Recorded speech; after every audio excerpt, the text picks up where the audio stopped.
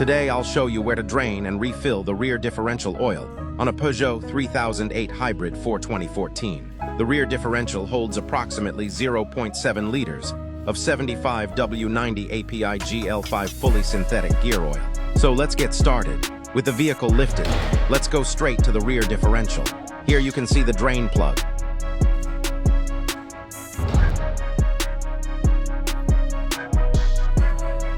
The fill plug does exist, but it's located in a very inconvenient position. Personally, if I had to refill the differential, I would remove these sensors, or at least the upper one, and use that opening to fill the oil. Just to be clear, I didn't perform this procedure myself. I'm simply showing how I would do it based on the available access.